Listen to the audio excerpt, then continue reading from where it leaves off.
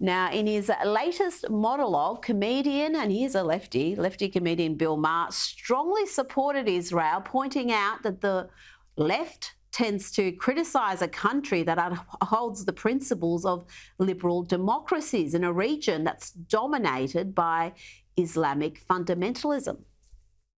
For all the progressives and academics who refer to Israel as an outpost of Western civilization like it's a bad thing, please note, Western civilization is what gave the world pretty much every goddamn liberal precept that liberals are supposed to adore.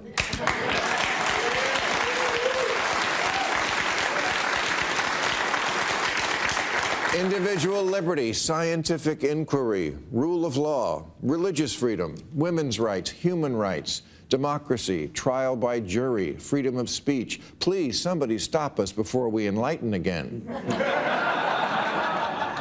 And since one can find all these concepts in today's Israel and virtually nowhere else in the Middle East, if anything, the world would be a better place if it had more Israels. Of course, this message falls on deaf ears to the current crop who reduce everything to being only victims or victimizers, so Israel is lumped in as the toxic fruit of the victimizing West. The irony being that all marginalized people live better today because of Western ideals, not in spite of them.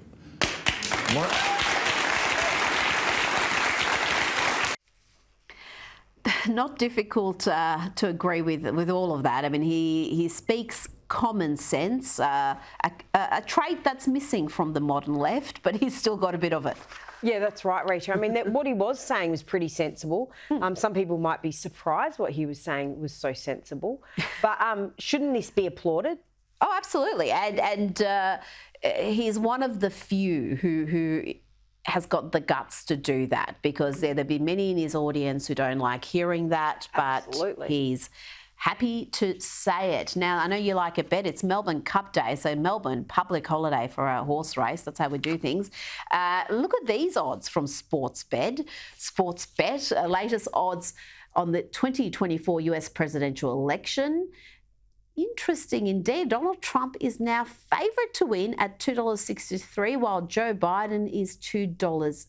We've got a couple of outsiders there in Gavin Newsom and Nikki Haley. This obviously follows polling that I'll be discussing later in the program with Josh Hammer, but interesting result. Would you be having a punt on that, $2.63? Oh, look, Rita, it's still a while out till this takes place. Don't even know who our nominees are going to be. That's right, but I certainly think Trump's got a pretty good chance. But coming up against Joe Biden, he hasn't got much competition if this does play out that way, does he? Well, Joe would disagree with that characterisation, Sophie. That's very nasty. Now, this story, I had to double check to see if this was actually true, because it sounds too crazy, but sadly it is true.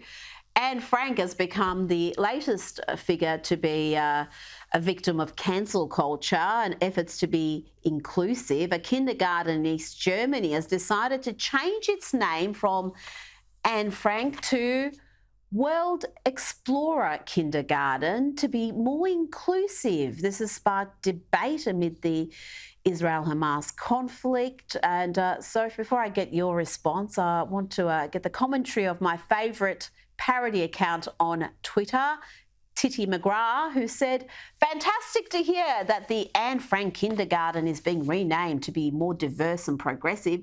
Which of the following would work best? Queen Latifah Day Centre, Michelle Obama Playgroup, O.J. Simpson Preschool Wonderland, or River to Sea World of Adventures?"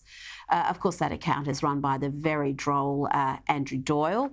But how can they do this? How can they try to erase not just history, but to see Anne Frank as not sufficiently inclusive? Well, we're just going to see more and more of this, Rita, where they are actually stamping out history and trying to rewrite it. And I think that's really concerning. Just erase it and move on. And we're going to see more and more of this as we go into this woke world that we live in now.